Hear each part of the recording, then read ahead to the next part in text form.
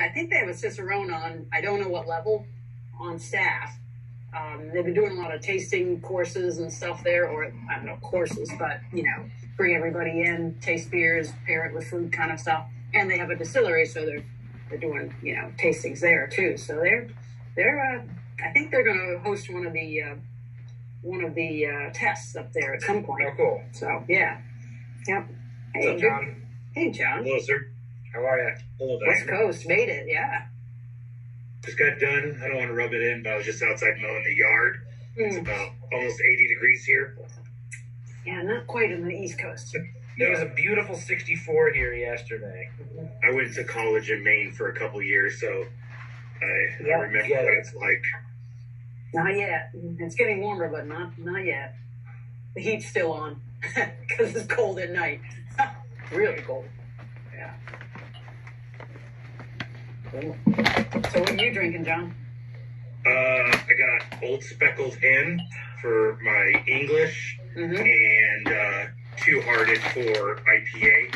Nice. I went to Total Wine and one of their beer people, they're all supposed to be certified beer servers, but I don't think any of them has passed yet.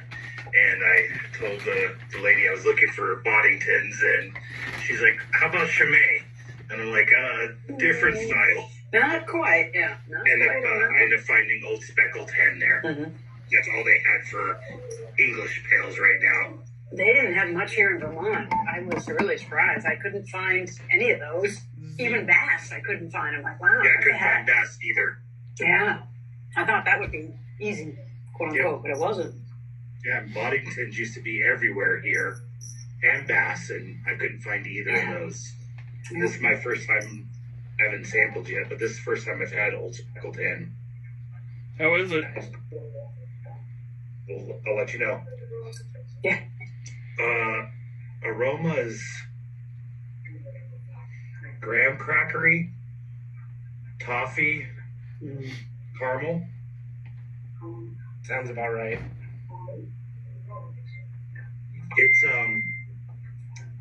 It's smooth. It's got a very thick foam on it. It almost, I saw that. Yeah. When I opened it, it almost it does have a widget in it. I was gonna say it almost seemed kind of nitro-y, but it didn't cascade like a nitro, but it definitely opened weird. Nice. Yeah, there were 0 English pale ales, no bitters, no nothing. Nothing. Damn. So the only pale ale I got was the old Sierra Nevada, which is nothing like an English pale ale. Yeah. Hey, anything in an awesome beer. Yeah. But I also got Stone IPA and Two Hearted. You stocked up on the American IPAs. Yeah. I was saying to Diane, I haven't left my apartment in about a week, so I have no beer. I haven't had a beer in over a week. I got hit pretty hard with the flu. I had 103-something fever on Wednesday. So but not COVID. Flu. Not COVID. I had COVID 3 months ago, so I've already done that. You already know that, yeah. But yeah, now so I've been basically lying in bed for a week and really fucking ready to get out there and have a beer. But nothing to compare and taste today, so I'll leave that all to you guys and gals. Yeah, I drank all the English. I had a weird brand name English pale ale in it. I don't know if it was it was nothing anybody had on any lists, but it was the only one I could find. I drank it already, sorry. But I have the High Life American IPA left, so I'll drink that with you guys. Bye. I'm surprised at how orange this is. That match the can, right? Yeah. New Belgium's already screwing it up for them.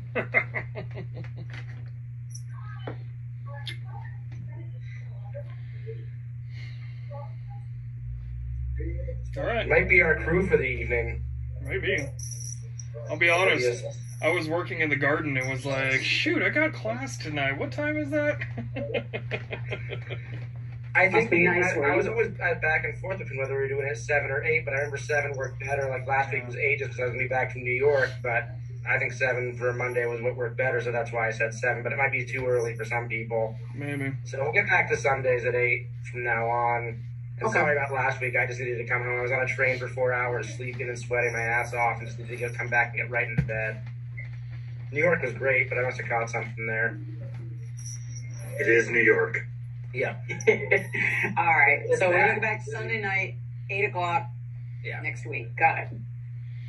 What Yeah. beer do we want to try next week? Let's do the good stuff right up front. Where should we go? Where haven't we been? Belgium. Belgium. Speaking of New Belgium ale, yeah. Not Yeah, that that's do the we best want to do... one. What's close in Belgium? Be like a double and a dark strong, or do we want to do a triple and a Belgian golden and a triple, or A Duval would be a Belgian golden, right? yeah, That's probably a beer that most people can find. yeah, Mhm. the Belgian I've seen golden that strong, one. Yeah. And I know and the Belgian triple. and New Belgium does a triples if you can't so does find it. Chimay has a triple out there. Oh, There's yeah. the, there's I've the seen that Abbey one. Ales, so Yeah, Belgian yeah. golden strong and a Belgian triple. Okay, cool. I can get both of those. Yeah. Done. Mm-hmm. I That'd be like to fun. drink those beers. Perfect for a Sunday night. Nice, Yeah. easy drinking. We'll sleep well afterwards. Yeah. Got some good alcohol content there. Excuse me. Alan wants to dive back in heavy once he's feeling better. Yeah. Oh, you best believe it. On Saturday, I'm going on a Western Mass brewery crawl with a friend. We're going to a hop farm, and I'm going to get my hands on some hops and see some hop plants and all that good stuff. So Cool. it'll be a good That's time. good. Yeah, I sent you that article, Al, about the, I don't know if it was Western Mass, about the, damn, I can't remember what the label was. It You was know, I really couldn't about find the article through all that. Huh. Everything you emailed me, I couldn't Oh, find the crap. actual article. It was about a logo of low impact beer or something. That's not the right word. But it was about carbon. I don't think it was carbon neutral, but it was a new labeling. I'll have to find it again. But it was interesting. Let me know. What breweries you gonna go to? We're going to go to 4 Star Farms, which is they have the brewery at the hop farm.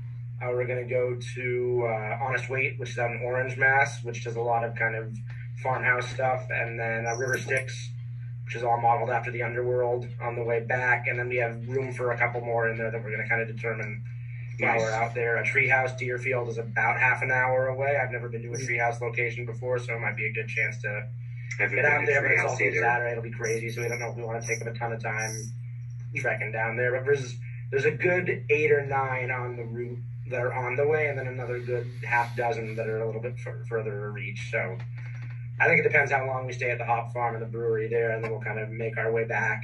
There's about an hour 45 out there from where my friend and I are. Nice. Yeah. Went to last time I was out there. I saw Pearl Jam at Fenway, and we were staying in Canton, so we went to Trillium. A couple other ones, but Trillium was good. It was my first time being there. I've had their beer before, but first time going to the brewery. Yeah, that brewery, when was that? A couple years ago, probably? Yeah, all pre-COVID. That might have been like 4 years ago. So that brewery's moved now, just across the street, but the Trillium location has moved to a different facility in Canton, and they're using the other facility just for packaging and production. Yeah, it was crazy. Just the line for can pickups. Yeah. Packaging's the fun part anyway. Not surprised you said that. I'm trying to educate the masses on the fact that packaging is way cooler than the rest of it.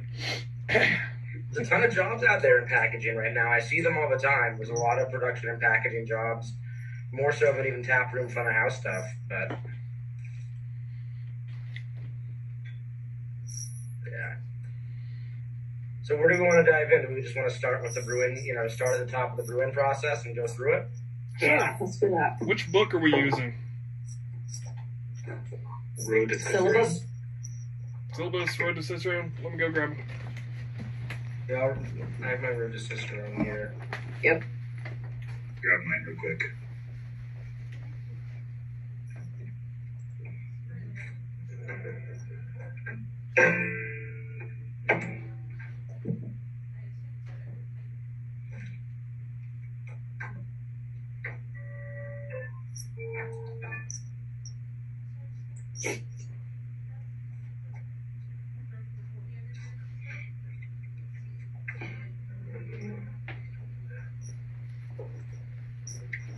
So, have you guys found Chris Cohen's stuff to be useful? Yes. You just pulled the trigger on it this week, then. Yeah, I've definitely found it useful. I need to contact him and get the revised version. See if I can get that. I wish the pages were correct, but outside of that, so I'm going by the table of contents to find it, and otherwise I can't find them. I might just have to look. Hey, Kevin, how you doing? Hey, Kevin. So sorry about being late, guys. I was just finishing up dinner. No worries. No problem. We're just going to dive into the brewing process, kind of starting at the very, very beginning. Or what? With the Cicerone guy, or what are we talking about here? With either the Cicerone or the syllabus or the Kevin Cohen or Chris Cohen guide, whichever kind of, they're all kind of intertwined. Boom. There you go. A few versions back, but there you go. Also, still time to figure out. Frick pages on. Like, This has been such a great thing to have next to it, though. The M solder thing. I love this thing. What how is much it? did that roughly cost you to print out and get all nice looking? $10. That's it? Okay. $10. Yeah, it was $10 is what she could for charge for the PDF, and I have a color printer here at home. Oh, So yeah. perfect. What was it? Oh, I'm sorry. So M Sauter, she's a graphic designer.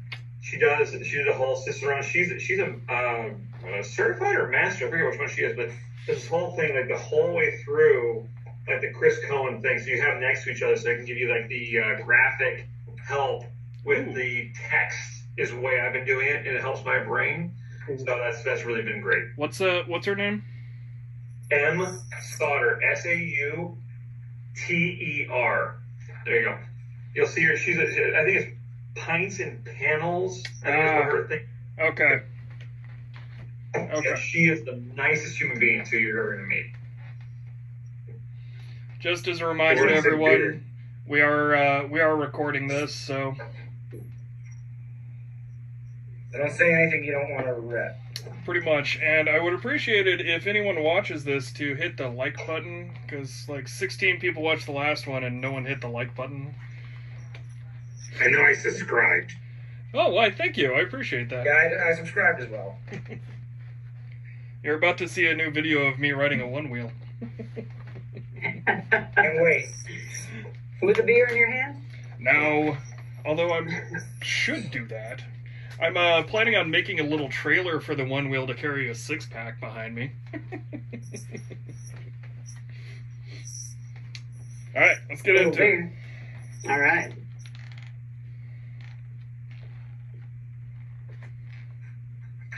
So, what are people finding most in breweries for milling? What kind of grinder? How big? You have pretty much two standards. You've got 2-roller and 4-roller, and really all it does is you run it through real quick at a pretty open gap just to crack the husk. And honestly, like a 4-roller is slightly more efficient than a 2-roller, but when you're just running it through that way, it's not that big of a deal. Sorry, I was going in and liking the video. Oh, Sorry. thank you. I mean, at least that's my opinion. If you were making flour, like a 4-roller would definitely be the way to go. But I mean, our brewery only has a big old 2-roller in one brewery and a big 4-roller in the other brewery, and I don't think there's much of a difference between the two. We had a 2-roller in our small brewery I worked at before. That's all it was. Yeah. Yeah, ours was a 3-roller with a handmade hopper with a motor with the belts. Mm-hmm. Pain in the butt, and home I have a little grain mill that Monster mill. is just 3-roller. It's a little monster mill. Yeah. Those things are great. And it's And it always works. damn near indestructible. Mm-hmm. So more than just crack the husk, or put it through again and get a little more broken up. We did it once. It's all it needed to be done. And then the adding the water before it actually hit the mash tun was what made all the difference in the world.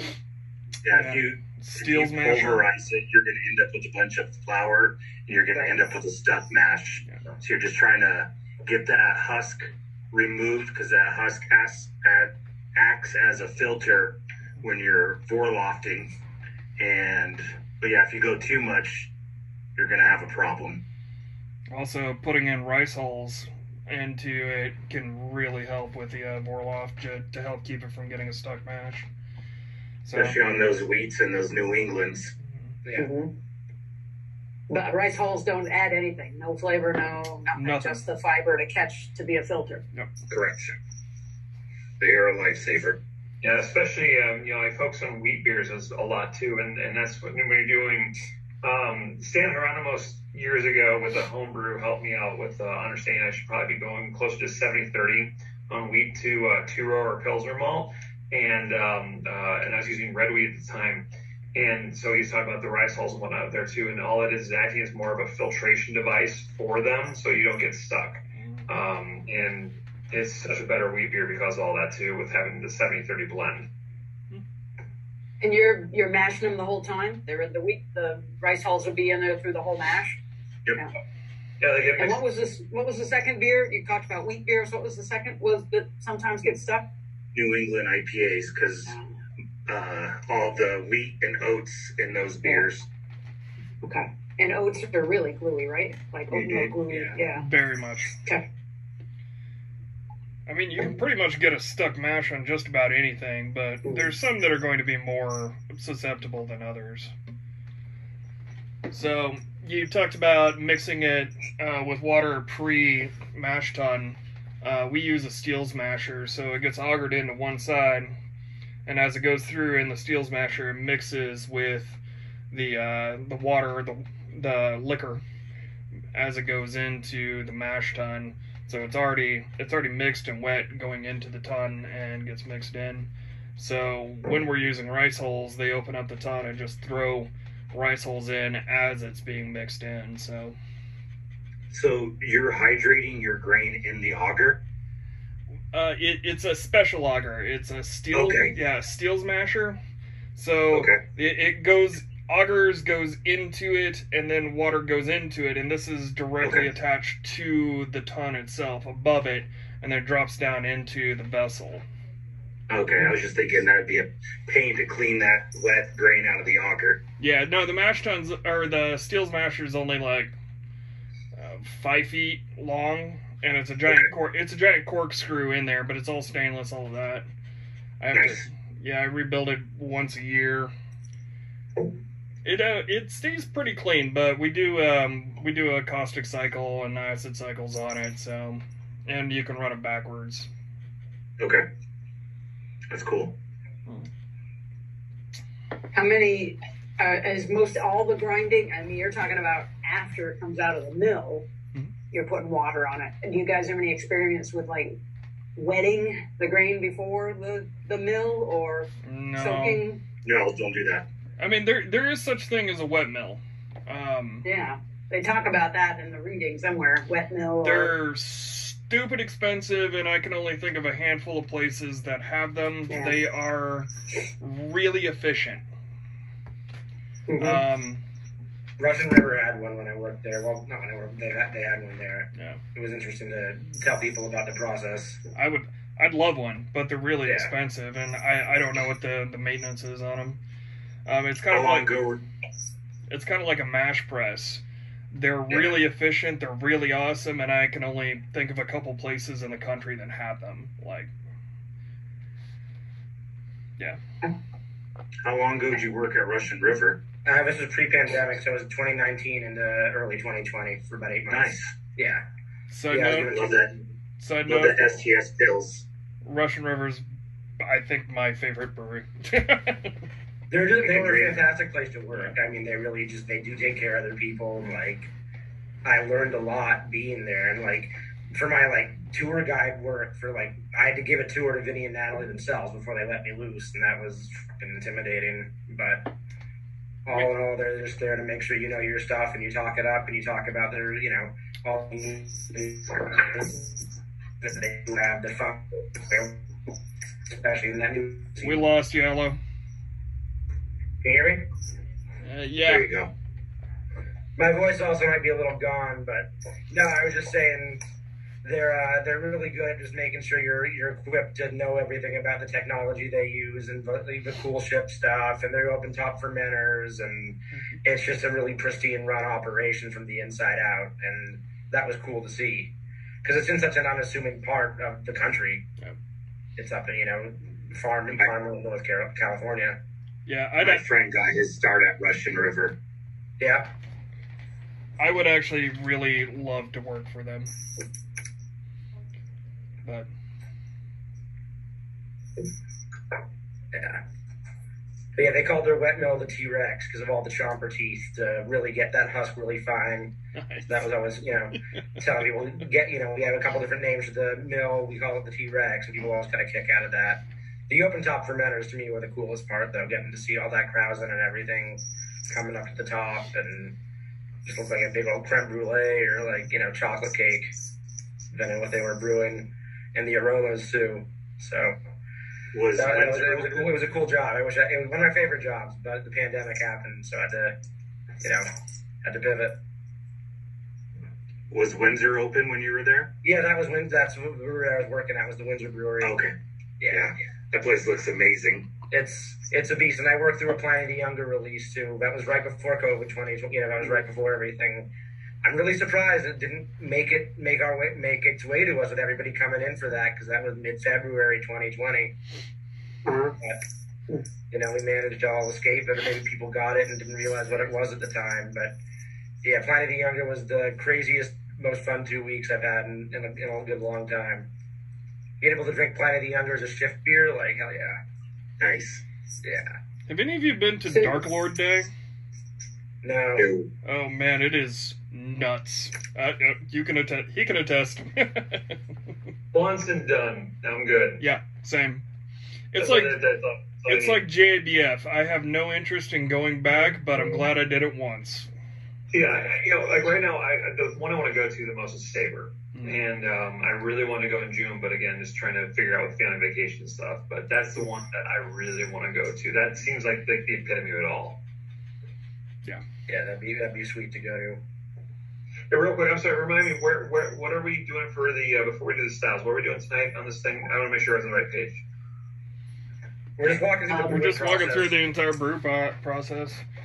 Oh, easy enough. Okay, I like that. All right, so we are two. You just talked though, Arlo, about the the T-Rex really shredding up that husk. Isn't that an area where you get worried about flavor impacts from really hammering that husk too much of tannins and all that kind of what? So what are the flavor impacts from grinding? You're like, well, I mean, it's all about the husk, isn't it? Mm-hmm. Yeah. So They never really went into much more about why they were, apart from the efficiency and the fact that got the grain really fine, good for the mash. They never really talked more about the flavor impact of it. Okay. I know if you transfer from the mash tun to the boil kettle, and as the beer gets towards the end, a lot of breweries keep an eye on their gravities. If they're getting down there, they'll cut it off just to not over extract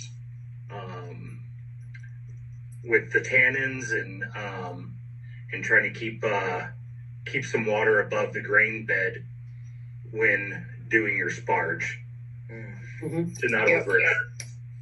But I think if you get down where your gravity's towards the end of your transfer over to the boil kettle, get down around 1010, then that's when you can, 1010, that's when you could start to see tannins, especially on session beers and stuff. Okay. Thanks. So I'll tell you guys real quick that I have this set from when I went through the Brewers Guild out of Vermont, not pimping them or anything, but these three. were part of what we went through out there from the MBAA group, and talking about the brewing process and whatnot, right here, like these were really good early on for me, in addition to a lot of things I knew, and in comparison to just the notes here that will give you some more in-depth information on every step of the process. If you're able to buy those books without attending the courses. Yeah, you are. Yeah. They're like $50 a piece. Okay. Trying to make it work and focus here. Sorry. Okay. But yeah, MBA, you'll find them all. There's 3 volumes of it. They change from time to time. And if you're a member, is it cheaper? That I couldn't tell you. I'm sorry, I don't know. No problem. I'll look into it. Send me a message and I'll look and see if it is. Okay.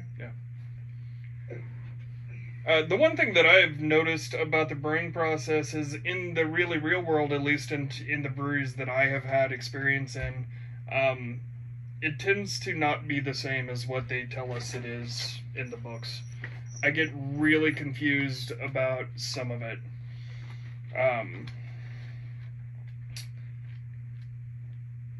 Specifically, the mash tun and the lauter tun, because in the majority of the breweries that I've worked in, and the majority of the breweries that I've had experience in, the mash tun and lauter tun are the same tun.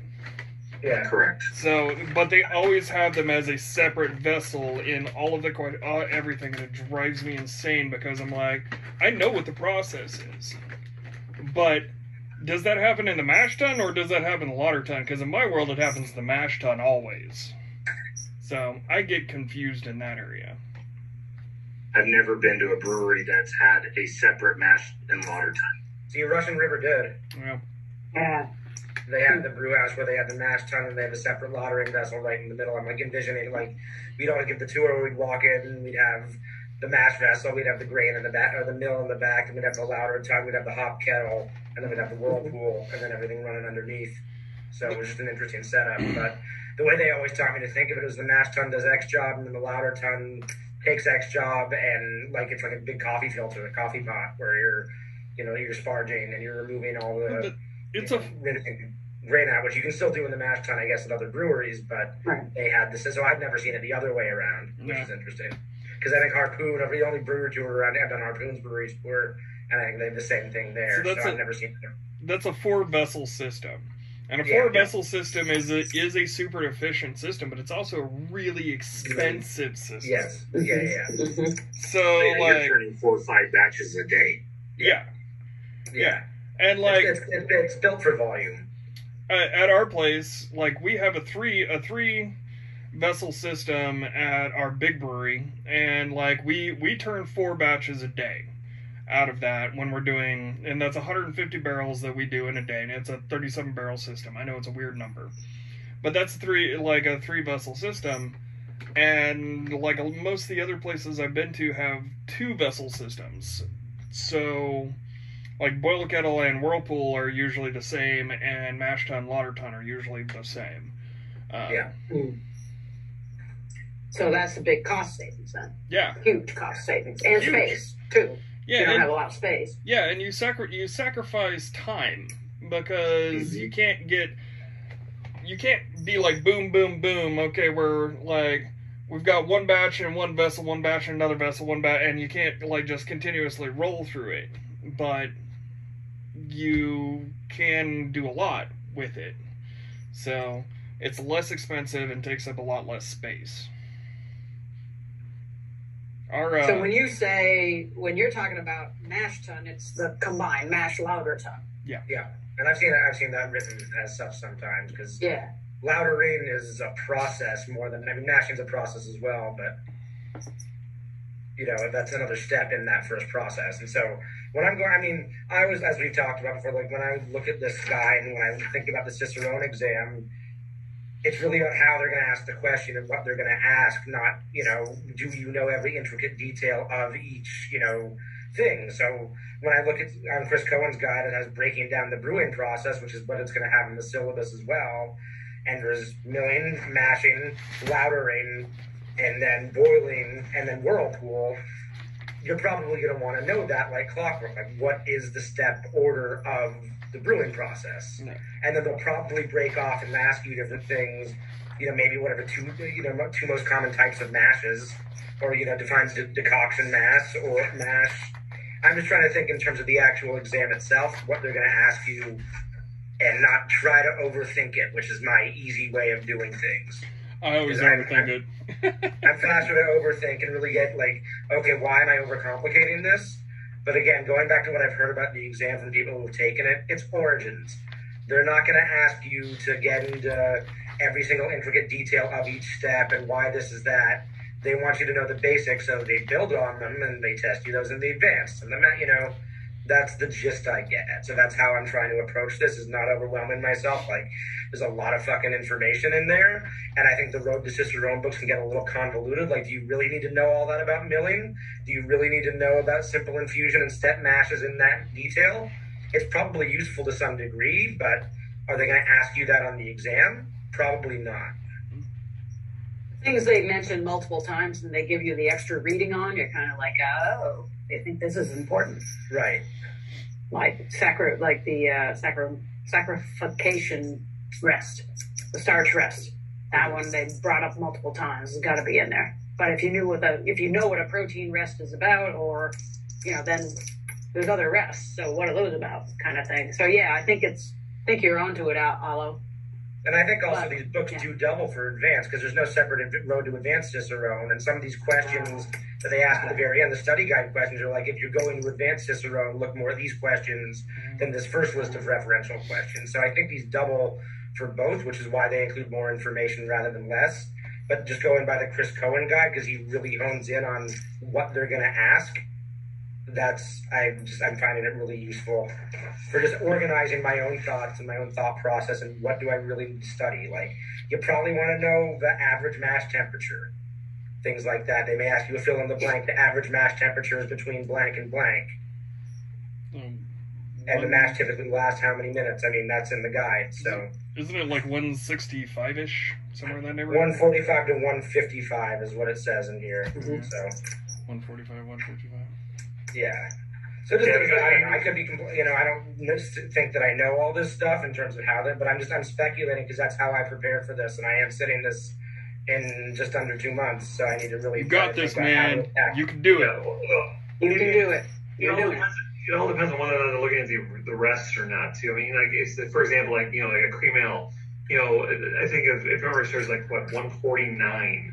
Yeah. But you're doing a longer rest with a longer mash because of that whole thing to get like whatever the adjuncts through in comparison to like a straight, like even just like a pale ale. Sure.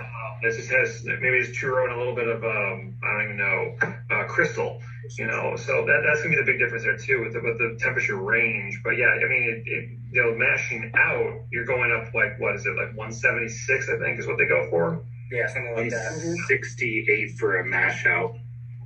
Okay, then the book's different then. Okay, gotcha. Okay. All right. That again, that's like all I was talking about. So, right. And like, as I said, I don't think they're going to ask you to nickel and dime down to the exact degree. I think they're more concerned about that stuff for the BJCP, SRM, IBU stuff. I don't think they're going to ask you, is it 168 or 169? They're going to dock you for it, but they might want to know a range to know that you understand why that range is what it is. So basically what I'm getting here from you guys is I really should just read more of the Chris Cohen book and not worry about the rest of them. Again, he like I was saying, he has it down to what you're going to need for these exams. Absolutely. That's what he's spent his time doing. That's why he has this thing together in order to make you successful in the exam. So, not pimping out his stuff, but that's what it really is. So, I'm like, the friends I had to pass this swore by it. And that's why I got the other thing too with the graphic part of it to make it all make sense to me. That makes sense. I'm also a very visual thinker. I think that's part of the reason I get confused is because I'm reading this stuff and then I'm thinking about my own machinery. I'm thinking about how all of that works, and it doesn't match in my head. Well, and it's written by Ray Daniels and friends, and how much brewery experience. Yeah, he's a great writer. He's a leader in the brewing world, but how much real hands-on production brewing, commercial brewing experience does he have versus what teaching from his homebrew level experience to create this book. Yeah. Or this, nothing against Ray Daniels, but homebrew level is not necessarily what you're going to do in a commercial or production facility. Right. It's all about, the commercial side's all about optimizing time and money. Sort of. But yeah, you got to put the beers out and... Yeah, I mean, that's definitely important. You still want the heart and soul of it, so we don't... It's not all about that, but it is... We have more efficient and much bigger machinery, and we have a lot more efficient everything, which means that it's all less expensive to produce a larger batch. Like, when it comes down to it, it's always going to be less money to produce larger amounts. Yeah, you get your grain cheaper, and your hops are cheaper, and yeast and everything. And if you have the buying power of a brewery that's able to do that, then you get your contracts at a lot less for the bulk price. And I mean, it's all about that. So versus, I got lucky that my brewing experience was on a 3-barrel system. As long as I kept the 4 flagships on, I could brew whatever I wanted. Nice. And so that was the fun and not to have to worry about. And so if I saw a style I wanted to brew, they didn't care, as long as I had my 4 flagships always on tap. Nice. So the one thing I'm seeing in the syllabus that we haven't quite talked about is cereal mash. That's all about just cooking cereals to soften the hulls and get them ready. It's pre-cooking the adjuncts so that you can actually extract, which isn't an issue for most places that I know of, because most places I know of don't use like cereal mash. That's more of a, correct me if I'm wrong, but that's more of a big brewery, like rice. I know you have to like pre-cook rice before you can extract from it. Unless using flakes. Everything's flaked now. So I think, Diane, the biggest thing with this one is talking about the unmalted wheat in comparison, honestly, because of the flaked options for everything else, because most people are still using malted wheat with the red or white. But if you're using unmalted to get more of that raw flavor out of things, which some people will do in like a wit or even a hazies. Again, from my understanding, I'm not a hazy expert at all. But that's where that really is going to fall into play for what you're going to be doing with the cereal mash, in order to break it down to help add to everything. If you guys want a headache, gelatinizes. Yeah. Gelatinizes, yeah. If you guys want a headache, I do recommend the new IPA. That will tell you everything you want to know about hazies, and it will make your head hurt. That's Scott Jandis. Yeah, it's like a college textbook. It's a great book, but it's better than reading the water book, though. Yeah. I mean, I got like 2 chapters in the water book. I was like, nope. City water is fine. The last NHC I went to, homebrew town, what they call it now, what I sat on the water one is to understand it better. Yeah. For that same reason. All right, that was cereal mash, step mash. Holding at different temps with different rests in between to activate different enzymes. Oh, did we? I got my book learning, but the commercial brewing, I have not had my hands on that at all. A little home brewing, so I'm really interested in Bender, all your stuff, because I'm like, I don't know anything about that. Hey, you're doing great so far, and if you ever make it over here, I'm happy to walk you through our brewery. You can stick your head in all the tanks. We can have a Diane beer. Yeah. Book learning, all the book learning. Yeah. You know what? I'm sure one of my brewer friends would let you brew with them on a big system. Yeah. So is anybody doing decoction mashes anymore? Or is that like so? M. Adams. Yeah.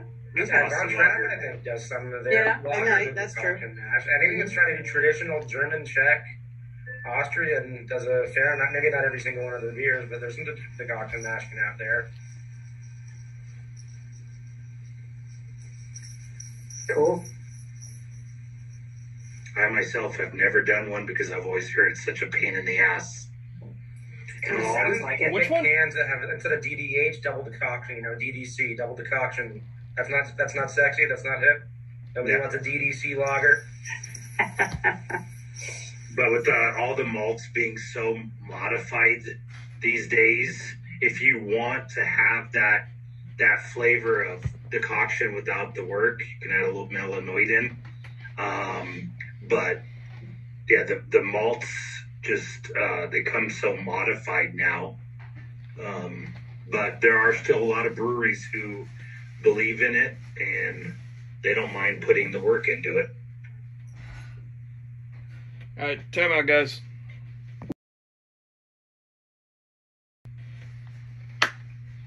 All right, go ahead. Game on.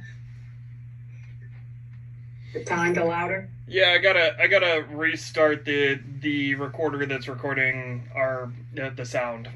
So actually, I have to record video and sound completely separate, and then like edit it together so that it's running correctly.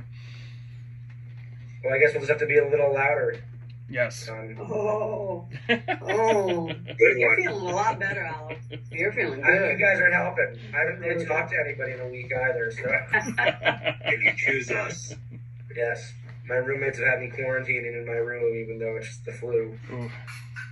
So the big thing of decoction, that from whatever historical information I always had, though, still goes back to Germany with the whole purity law and what they get out of the flavors of what they're using in comparison to what especially American breweries are using to darken and deepen flavors. So yeah, you're not going to see a whole heck of a lot of it around here. I mean, unless you're in homebrew land where you take off like a small few quart pot and do that. To maybe do that, but I haven't seen any breweries in this area doing it in forever. Decoction is where you pull off a small amount and you boil it and put it back in, right? And to maintain temperature. It raises the temperatures. Yeah. To get you through all of those rests. Yeah. It sounds about as much fun to me as using the heated stones to brew. Yeah. I'm actually making the same result, I think, at the same time. So I'm actually going to be making a traditional Viking brew house in my backyard, which will use stone heating. So that seems more interesting to me than a separate little boil container. Yeah. Cool. Yeah. So but if you do boil a portion of that mash, that's done. I mean, it's all about the heat. It's not about enzymes or anything, because if you boiled it, all the enzymes are denatured. Well, what you're doing mash, there, so what you're doing there is the section that you pull off and you boil is going to kill the enzymes in that section, and then you put it back in the full ton, and that's going to heat up the full ton to the proper temps wherever you want it. And it shouldn't affect too much of the rest of your enzymes. Yeah. Okay. Yeah. Does that? But it's not enough of the mash to change flavors, change consistency. It would change flavors because it would caramelize that section. So it really depends on how much you keep doing. Right. How many decoctions? The double aloe's double decoction there. Yeah. More times. Yeah. Okay. Cool. Shall we louder? God, the Stone IPA is so good. I forget. I haven't had this in a long time. That's I worked that one for version. Huh? The Beer Jesus version. Yes. Or whatever that movie is called. was it Beer Jesus in Germany or something? Yeah. It was actually a good movie. I've seen it, watched it a couple times. Yeah, I wonder if there's another one that came out recently though. It was like the one that they had a place out in California. That guy used to be in the Real Big Fish. And they opened a brewery up there. Some recent movie that came out, and actually that brewery is closed. So, what's up with famous people opening breweries? It's I feel so bad though. Oh, it's awful. and then Stone's location in Napa closed down, and that was a beautiful building. Yeah.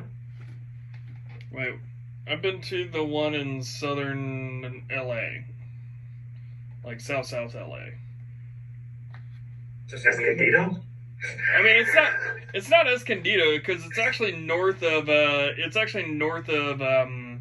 Oceanside. Okay. Yeah. That might be the.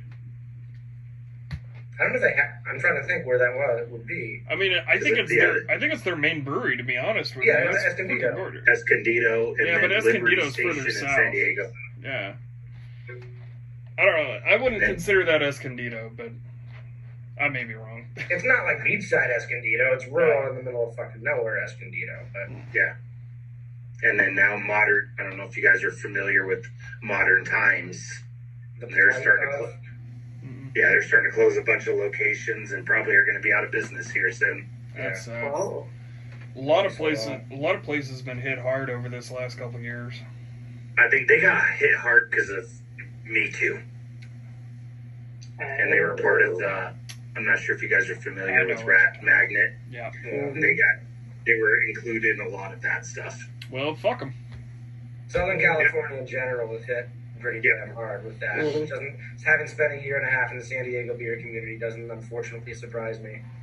You know, the truth is it's really not that hard to just be nice and treat people with respect. You know? Unless your name is James Watt, but that's a different story for another time. All right, loudering. Loudering, Get yes. back at it. Thanks, All right. Diane. Sorry, All right, Diane. I'll keep up. Remember the So we digress. Back the whip. All right. So when you've got mash tun and lauter in the same vessel, do you have rakes for the loudering, or how do you get your sparge water in and spray it around? How's that all set up? It's a false bottom.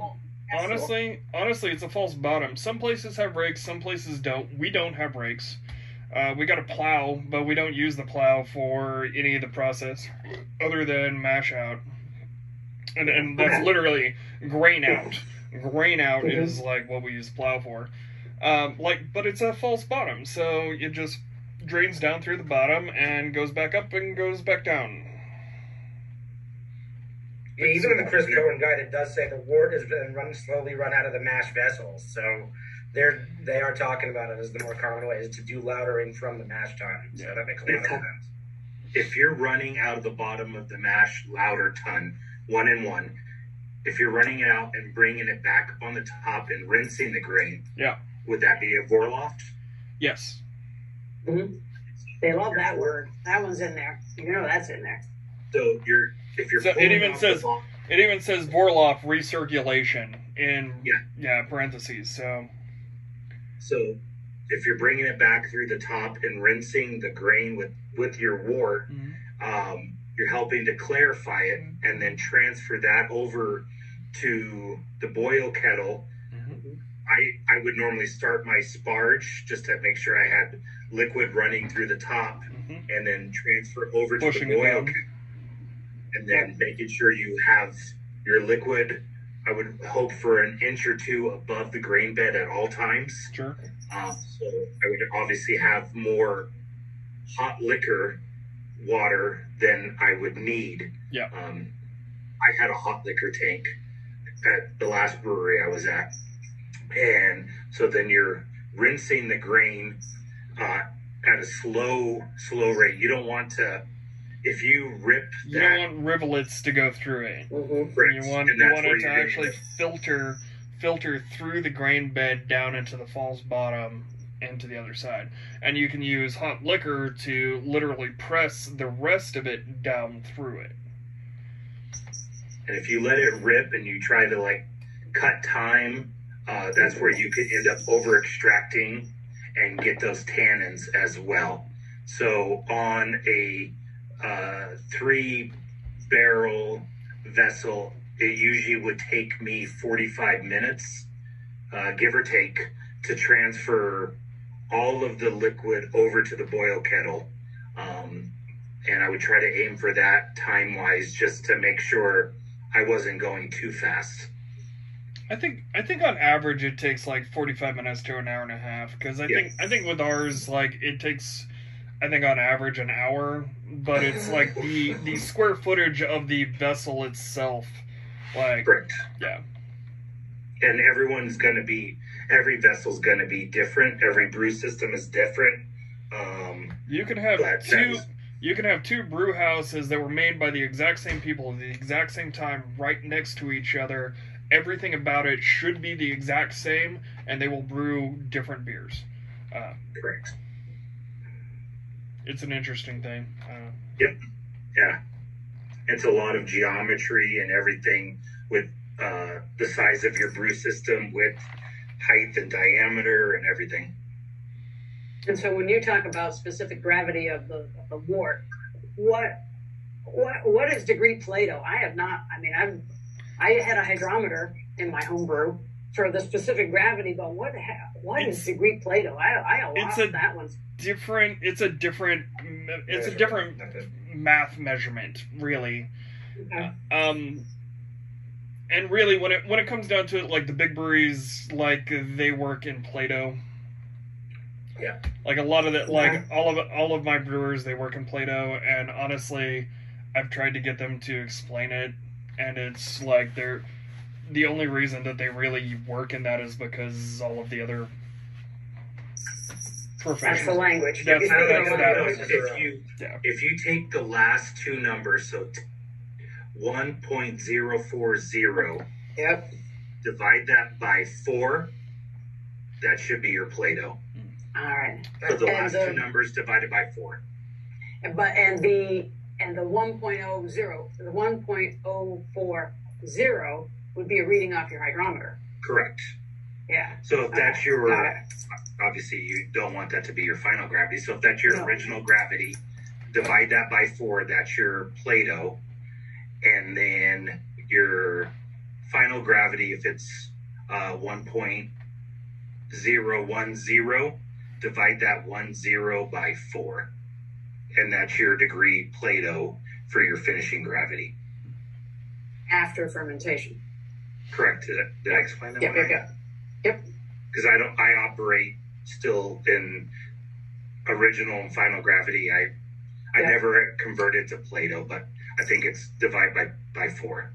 Cool. I don't remember reading anything about that one link to the other in all the reading that was assigned. So that one I missed somewhere, but they kept throwing out both methods.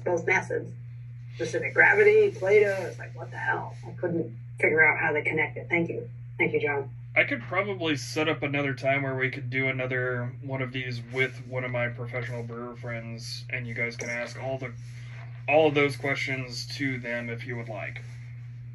Cool. One of my coworkers. Those guys know way more than I do. That'd be awesome. Yeah. Just message me and remind me to talk to one of them about it. Alright, moving on. So we talked about Vorloff. Spodging, And we're to the Spodge. as they say out here in Boston. John? Gently sprinkle. Yeah. Sprinkle the liquor down on top and have it filter through and press it down through the grain bed. Just rinse the grain. Get as much sugar out as you can. Yep. Also gets you up to the level of what you need into the boil kettle. So I found it really fascinating, actually, in the following section about the boil kettle is that, I mean, they briefly mention about, hopping, but there's so many other reasons and chemical changes and physical reasons for boiling that you just don't think about because everybody thinks, oh, that's the hop stage. But there's all these other things that they outline Actually, sanitation and everything. Yeah. Sanitation is the number one. Like, I really don't think of it as the hop stage, other than the fact that, like, yeah, okay, you add your bittering hops early on, and your aroma hops at the end. Yeah. But boiling it, kills anything that comes off the grain. Grain is dirty, nasty, disgusting. Like, all kinds of bacteria grows on grain. Yeah. Horrible. Would you say that the efficiency or the correctness of the boiling stage is where the most off flavors could linger? Like, if off flavors have developed in the mash, yeah, I mean, not correctly boiling is the biggest cause for off flavors to linger, if that makes sense. In the brewing process, yes. Yeah. But not in the cellaring process. Okay. Yeah, that maybe. Makes sense. Yeah.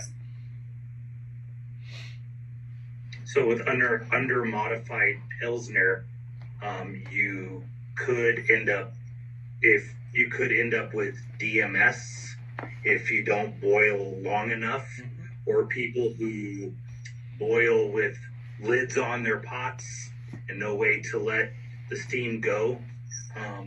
You could end up with that cream corn off flavor. That's the biggest one I can get from off flavors from boiling or inefficient boiling. Gotcha. So it kills bacteria. It does get rid of DMS. You add your hops for both your bittering and your aroma. It also condenses it. Yeah. So, like, on our system, we usually have like 14 to 1600 gallons in there to begin with, and we boil off 100 gallons in an hour, and that does condense the gravity down. I was always thought that the boiling stage is the most like any cooking that you're going to do. Like, it's really, the brewing process in general is like following a recipe, but the boiling stage, you're adding your hops, which are like your garlic or herbs and spices. You're condensing flavors by reducing it. It's really akin to cooking something on a stovetop. Yeah. Yeah, You do something with the proteins too, don't they? Start to denature some. Coagulate, yeah. Coagulate, yeah. You're denaturing proteins during your sparge. When you heat from, say, 152 for your mash temp, you take it up to 168. That's when you start to denature those alpha and beta amylases. And then go over the boil kettle, and pretty much most of that stuff is done by then. But then that's when you add your Whirlflock or whatever the brewery uses to gather all that protein in. But that's when you add your yeast nutrient.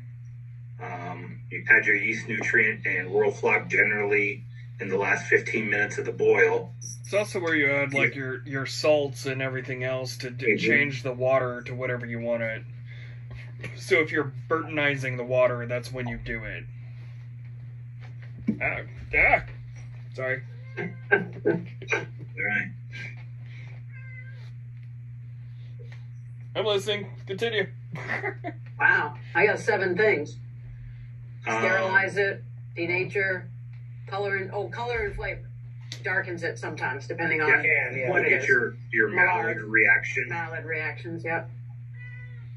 You drive off some volatiles. That really depends on the style of boil kettle it is.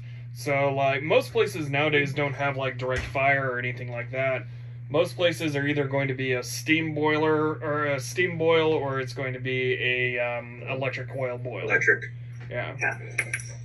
Like two of our places are steam boil. One is a low pressure steam. One is high pressure steam, and then the third place is electric coil. What's the size on the third one that's electric? I think it's 7-barrel. It's either a 5 or a 7-barrel. It's our R&D. Use electric above 7. Yeah. Yeah, because just inefficient. Yeah, it's our R&D system, so it's pretty small. Awesome. Apparently, he needed some cuddles. This is my son, Albert. Albert Butthead Meepstein. So. And you were saying that in a lot of breweries, the kettle and the whirlpool are the same. So if it's a two vessel system, it's going to be mash tun, lauter tun together, and boil kettle whirlpool together. What do you think's more standard, the combo or the separation? Probably it's more common nowadays for it to be together because of the amount of small breweries. Correct. Yeah, if you're a small microbrewery, probably 15 barrels or less, you're gonna be that boil kettle whirlpool, and then larger than that, they're probably pumping out beer, so they're gonna want to have the whirlpool separate. Once you finish your boil, transfer it over to the whirlpool, get your whirlpool going, and get your next batch in. Yeah. I mean, to be honest, like, our system is pretty large and pretty efficient, and to do 4 batches in a day, I think it takes like 22 hours. Like, it's enough time to clean up the next day. Yeah. Well, you didn't sleep in there either, yeah. And that's... But they made a couple of points, like they don't think it's that efficient having them both together, boil and whirlpool. And what's the big issue? Doesn't heat correctly, or you don't get a good spin? No, it really has to do with time. Oh, all right, that's the efficiency. Yeah. Okay. Yeah, it's time efficiency. It's not actual efficiency on that. And I mean, honestly, like, boil and, like, you can add stuff together, but nothing, like, the more you add into one, the less it's going to be efficient at any of it. But it'll do more of it. So, like, when you're dealing with, like, a boil kettle and whirlpool, it may not be as efficient as a standard boil kettle, because you will have, like, portions of it that won't have the steam jackets or whatever. Honestly, the amount of efficiency in that area isn't going to be as important as time. So getting your wort from the boil kettle into the whirlpool so that you can start filling back up your boil kettle with your next batch is more important.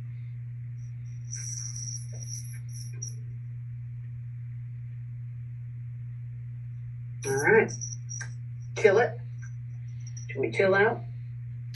Chilling. Big flavor here. Big flavor issue. Chill it fast. It's true. Pretty much the best way to chill it is, through a heat exchanger. Yeah. And I don't think they're going to get into any more detail than that on the exam. They're probably going to ask you, what is a heat exchanger at the very most? How does it work? It's a bunch of plates. And through one side of the plate goes cold water, and through the other side of the plate goes your wort. So you send the hot in from one side and the cold in from the other, and the wort comes out cold and the water comes out hot.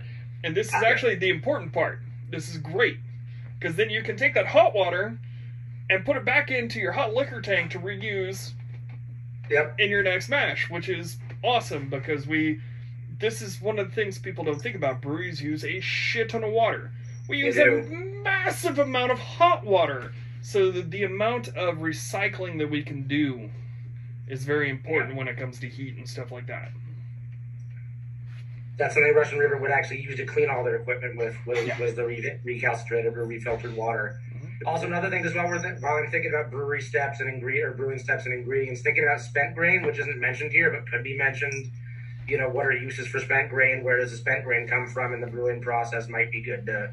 I mean, it's not in this as of yet, but it could be. It could show up at some point. So it's good to know that stuff. I mean, honestly, our spent grain goes to a couple different locations, but like we've got a rancher who takes a large amount of it for cattle feed, and we've got a composter that takes a fair amount of it. He would actually take all of it if we could give it to him, and turns it into like compost for garden soil and stuff like that. So it's one thing that if you don't get someone to pick it up fast, it smells god awful in a day or two. And so we had one farmer who took all of ours, though. Like I said, ours was a 3-barrel system, a couple 100 pounds of grain at a time. But I'd call them and say, hey, we're brewing today. And they'd come that night to get it because they were happy to have the free grain. But also ours would have to sit out front, which in a city, we lived right in it. Our brewery was right downtown Prescott. And so we wanted it gone that day.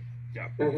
So the rancher that comes and picks it up, so our grist hopper holds 2,600 pounds of dry, and that's one batch. So like basically it's like 2,200 to 2,600 pounds of dry grain goes into the mash tun. I can't even imagine how much comes out of it because it's wet.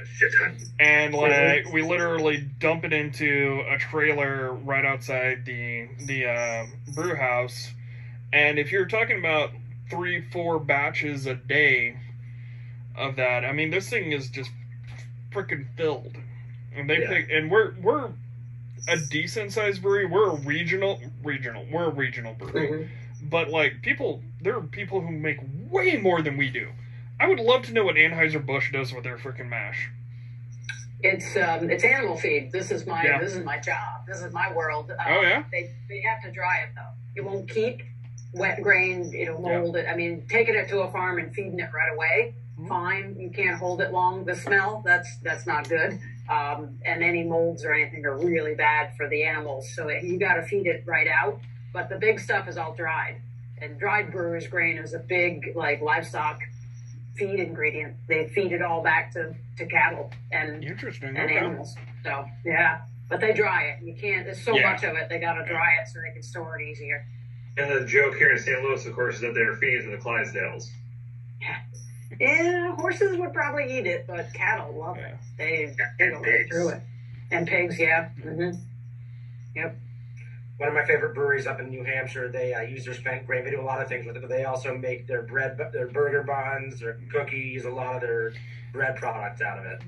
It uses so little of the spent grain, though. It's a fun little like, oh yeah, we do this.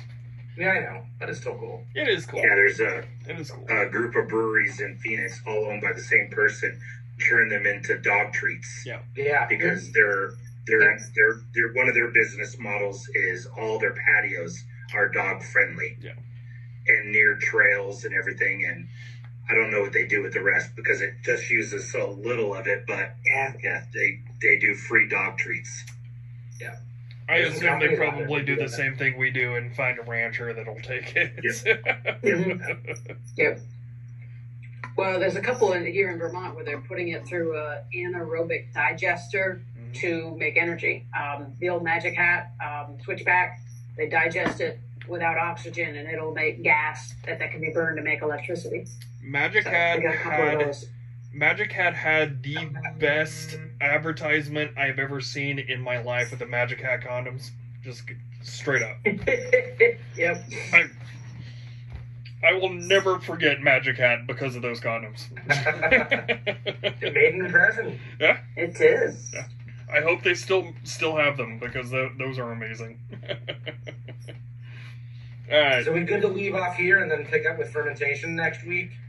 Yeah, sounds good. Sure. Maybe talk about regular and spontaneous and maybe start touching on some Trappist stuff if we're going to be drinking, time pending, if we're going to be drinking some of this. So, Kevin, before you logged on, we talked for next week about getting a Belgian Golden Strong and a Belgian Triple to taste through.